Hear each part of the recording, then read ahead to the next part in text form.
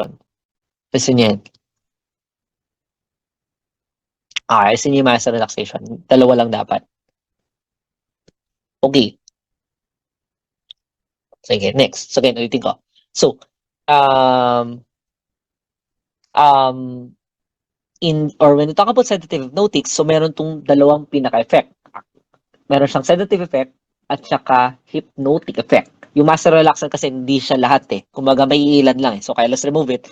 It's not a general effect nung category na to. So, kaya listenin na natin. Anyway, so what's the difference between sedation and hypnosis? Or the effects of the drugs. When you say sedation, the drug has calming effect or anxiolytic effect. Okay? So, meron siyang calming effect or anxiolytic effect. So, that's sedation. Okay? So, pag sabing, sinedate ako, so, ibig sabihin, pinapakalma ka.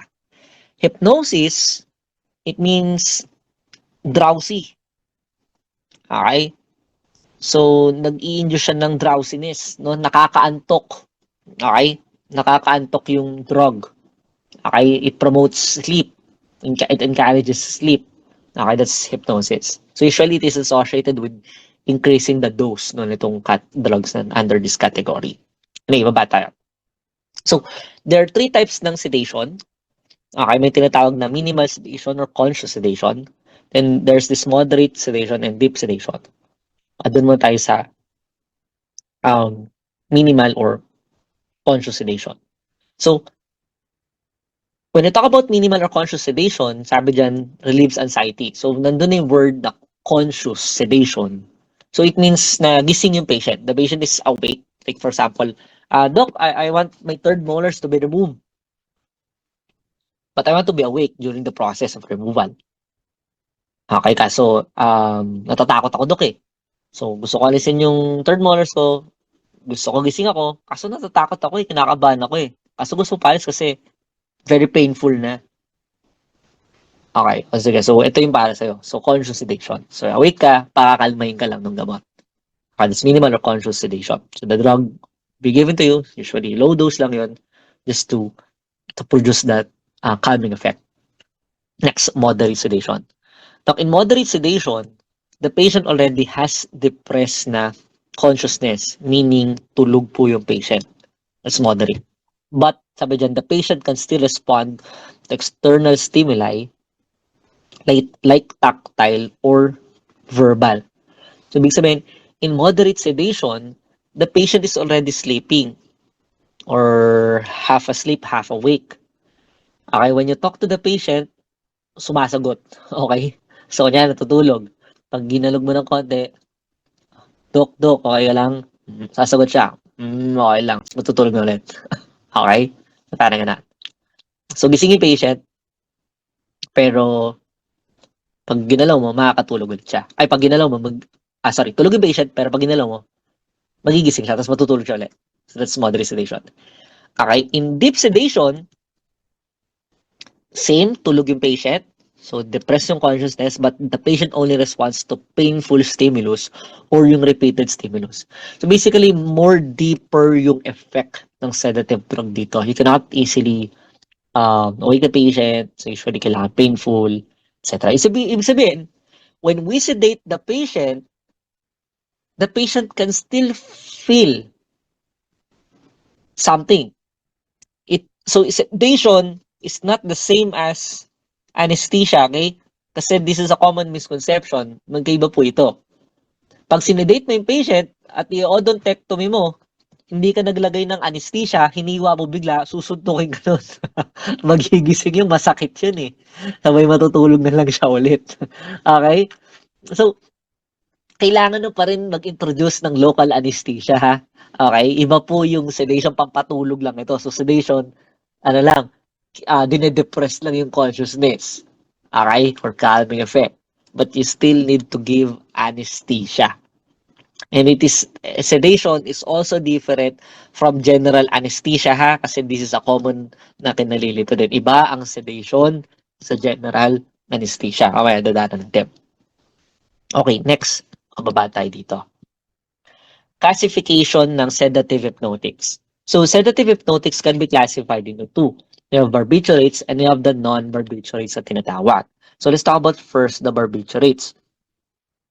The barbiturates, kaya sila tinawag na barbiturates because they have this active ingredient known as barbaric acid. Hence the term barbiturates. So, when they're called barbiturates because of barbaric acid na active ingredient nila. So, yun yung pinaka-reason kaya ito merong sedative effect. And barbiturates can be classified into four based on their duration of action. So, like the ultra short acting, meaning very, very short yung duration nila versus the long acting na matagal no, yung duration of action. Let's go first in the ultra short acting barbiturates like thiopental and methotrexate. Sabi dyan, the ultra short acting barbiturates are very lipid soluble. Therefore, if they're very lipid soluble, can they bypass the cell membranes rapidly? Yes. Kaya sabi dyan sa notes nyo, no? They're very lipid soluble. Nakalagay dyan, fast induction to the brain. So, mabilis silang makarating sa target site. Kasi nga, bubutasin nila, tatagos lang sila sa mga cells eh. Because they're very lipid soluble. And their target site is the brain. So, mabilis yung induction. Okay, but they are associated with rapid recovery to the effects of the drug due to rapid distribution to other tissues. So, what happens here is the drug, after administration, reaches the target site rapidly. Okay, fast induction, mabilis yung fast onset, may sabihin nandun agad yung effect. But the problem, since the drug is very lipid soluble, it usually wants to stay sa fat cells, sa adipocytes. That's why, mabilis din mawala effect niya. So, mabilis siyang makarating sa CNS, pero mabilis siyang umaalis kasi gusto niya magstay sa taba, sa lipids. So, kaya ultra short acting, very short yung duration of action. So, ang advantage, rapid yung onset, but the disadvantage, very short, no? Yung duration of action, no? Ng drug. Okay? However, because of its rapid onset, we can take advantage doon. Sabi dito sa notes, it is used for induction of general anesthesia. So, what do we mean by general anesthesia? So, what's general anesthesia? The general anesthesia is defined as a medically induced reversible coma. Okay, it is defined as a medically induced reversible coma. So, ibig sabihin, comatose yung pasyente, parang ganun, pero reversible and medically induced. And general anesthesia has four components. Okay, in order to produce general anesthesia, kailangan you give a drug that sedates, you give a drug that induces amnesia. Usually pares naman to eh. Yung drug na nagsasedate, nag-induce na amnesia yan. Okay?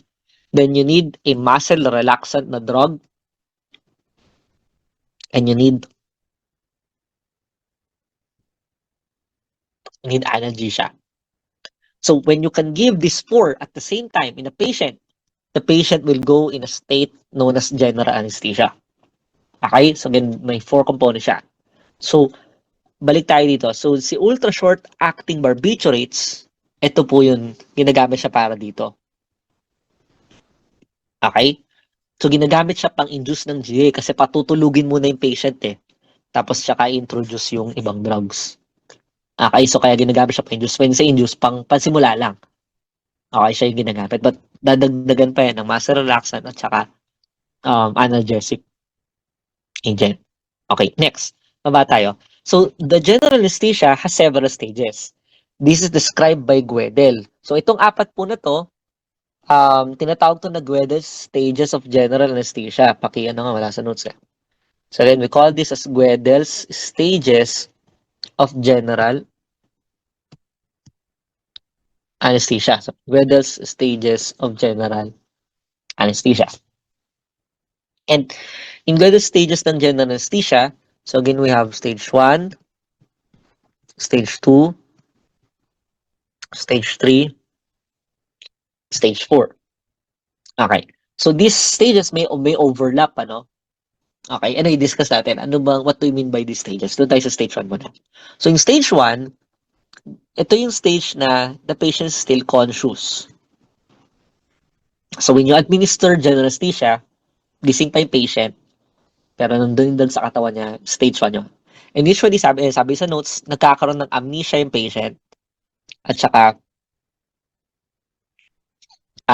nawawalan siya ng ability to perceive pain.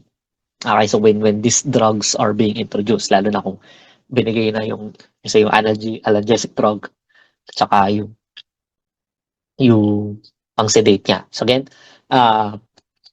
but again, the patient remains conscious in this stage. Okay, so the stage 1 ng general anesthesia. Therefore, kailangan natin mag-move sa higher stage. So, kailangan further saturate yung body ng drug. Okay. Once na nakatulog na yung patient,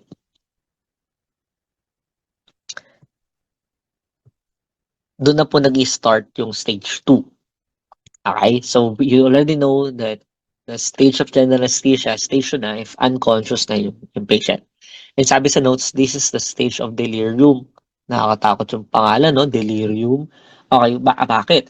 In this stage, doc, the patient is unstable. Okay, the patient is unstable.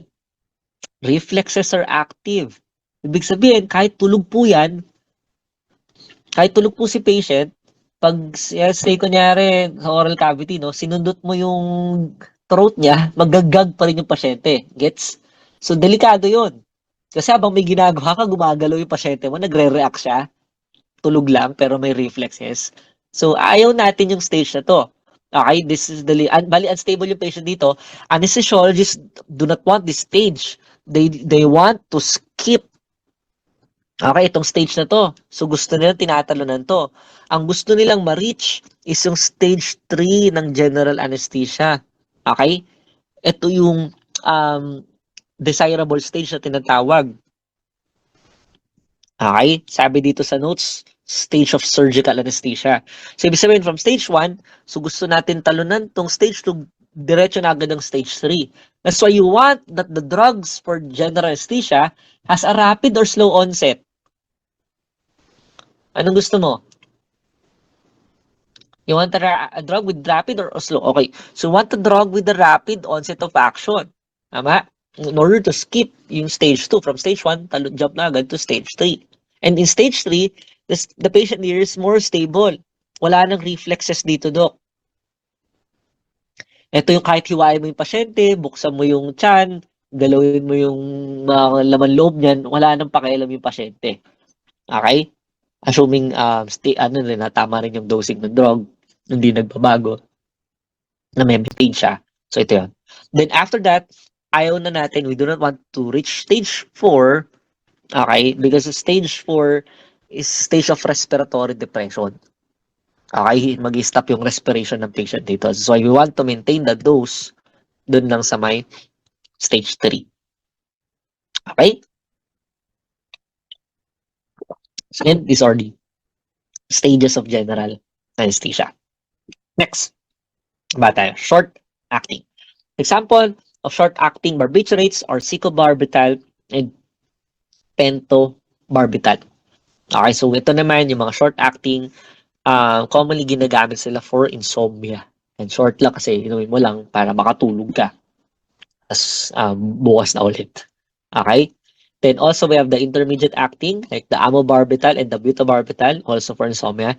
Paki-memorize yung saan sila naka-classify. Like for example, secobarbital, saan siya naka-classify. Sometimes they're being asked in the board exam. And last is long-acting. So example, the phenobarbital, methylbarbital, and the primidone. So dahil long-acting sila, Doc, ang effect nila, let's say 12 hours to 24 hours, yung effect ng drug, they're convenient for patients, lalo na kung may epilepsy. Let's say, kunyari ako yung patient, may epilepsy ako. Siyempre, hindi yan pwedeng, kunyari, every 3 hours, dapat iniinom ko yung gamot ko. Kasi paano nangyari, nakalimutan ko. After 3 hours, dapat nakainom na ako. Tapos lumipas na yung 1 hour, nanginginig na ako kasi nakalimutan ko yung gamot. Gets? So kaya, dapat sa kanila, long-acting. Yung once a day lang or twice a day lang ninom para, again, convenient, no? So, minsan ang inom lang, tapos tuloy-tuloy na yung effect ng drug. So, kaya usually, ito yung binibigay sa kanila. A lot of my patients na may epilepsy, they have this, or they're taking this phenobarbital. So, may mga patients ako na may epilepsy na titake. Okay. Next, the non-barbiturates naman, sila po yung mga sedatives na walang barbaric acid. Hence the term non-barbiturates. So, they do not have barbaric acid. And basically, Doc, any sedative, you can classify it here. Pwede mo siya ilagay dito kasi basta sa pampaantok eh. No? Pwede mo siyang isama dito eh. Okay? So, ang importante dyan, note nyo, yung chloral hydrate, benzodiazepines, at saka yung last bullet, yung diphenhydramine. Yung iba kasi, some of the drugs here that I did not bold, again, the important drugs are chloral hydrate, benzodiazepines, and diphenhydramine. The other drugs listed, pati pala ethanol, sama nyo na, yung sa alcohol. The other drugs listed, they're newer drugs. They're actually not mentioned in the boards, even sa previous exams. I just added them here. So baka lang biglang banggitin. So familiarize lang, but in the recent exams, hindi naman nababanggit. Okay, punta ko lang sa chloral hydrate. The chloral hydrate is a common sedative drug used in pediatric patients before historically. Okay, it was actually a very common sedative drug na ginagamit. The problem kasi with chloral hydrate, that's why not so common na siya ginagamit ngayon, especially in most countries, kasi some countries ginagamit pa. It doesn't have any reversal agent. That's the problem with chloral hydrate. So historically, lagi siyang ginagamit sa bata. Ang nagiging problem, wala siyang reversal agent. Basically, if nagkaroon ng overdose, antay mo na lang yung batang makarecover, kung makaka-recover, or mamamatay na lang yung bata. Yun yung problema sa chloral hydrate. Okay? And then, there's benzodiazepines. So, benzodiazepines, nung lumitaw sila, and again, it has a reversal agent. Remember flumazenil a while ago? It has a reversal agent. So, it is safer. And actually, it has high therapeutic index as well. Mataas therapeutic index nito eh. So, safer siya, tapos mataas pa yung therapeutic index niya. That's why, nagkaroon ng shift dito. Instead of using chloral hydrate, a lot of doctors right now, even dentists na nag-practice ng sedation, benzodiazepines po yung ginagamit. So, siya na po yung most common sedative drug used in dentistry. Mapabata o pa-adults. Okay? So, hindi na chloral hydrate, but historically, chloral hydrate. So, pag tinanong kayo, sige, most common sedative drug na ginagamit sa bata, if wala si benzodiazepines, chloral hydrate yung tinatanong doon. Lumang question yun. Pero kung nandun yung benzodiazepines yun. Especially midazolam. Especially midazolam.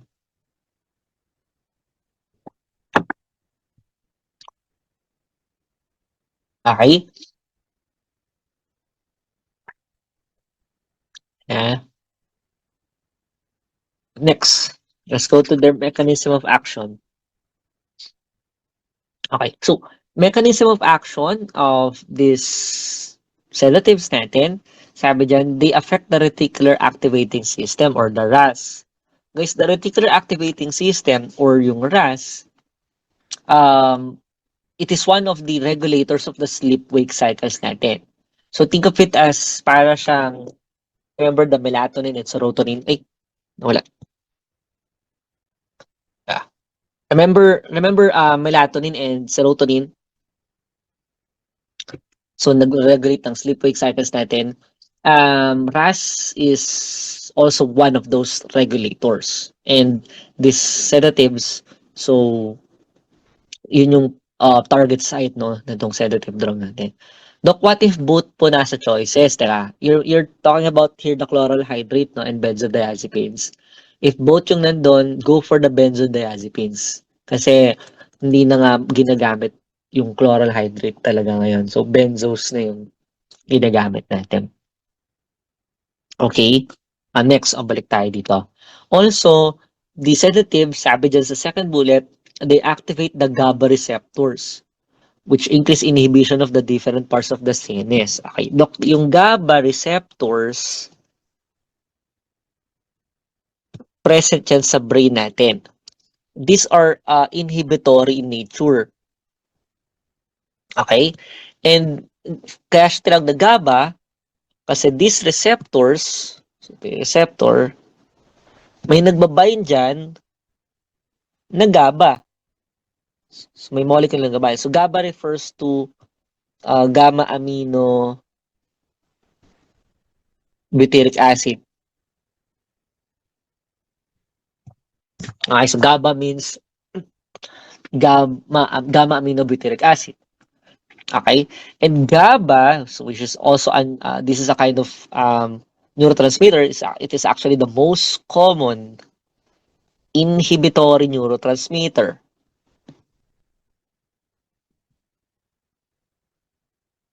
So this is the most common inhibitory neurotransmitter. So once it binds to this GABA receptor, it will promote inhibition of some parts of the central nervous system. Okay. So what the sedative drugs does is they also, or they are capable to bind dito sa same receptor as so. So therefore, activating, promoting inhibition of the central nervous system. Can you follow me? Nagigets mo yung sinasabi? So si GABA, inhibitory siya na neurotransmitter. And meron siyang receptor, GABA receptor, which is again inhibitory nature. So sedatives are capable to bind doon. So again, they're therefore promoting the effects or the inhibitory effects na to. Okay? Next. So sa ginagamit ng mga to? So drug uses, so for sedation, obviously, for induction ng general anesthesia, for insomnia, and again for anti-seizure, sabi natin.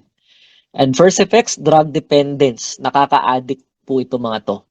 Actually, any drug that alters our consciousness, okay, yung mood mo, pwede siyang maka-addict. Okay? Like ito, di ba? So, ina-alter yung way of thinking natin. So, pwede siyang nakaka-addict. Okay? Also, it stimulates porphyrin production. The porphyrin is a byproduct ng RBC metabolism. Byproduct of RBC metabolism. We will discuss this pa sa future. Matatagal ko siya. So, this is a byproduct of RBC metabolism. It is a red pigment. So, basically, pag nag-take ka ng sedative hypnotics, more porphyrins will be, maybe, hindi naman lagi, may be produced. That's why may tendency namumula-mula yung pasyente. Okay? Namumula yung patient. Next, also, can cause respiratory depression and coma. So, syempre, i-chats, again, inhibitory yung mga drugs na to. Sige. Let's have a break para may tuloy-tuloy ko yung discussion dito. So, break tayo ulit for 15 minutes. No? Then we'll continue dito sa drug interactions natin.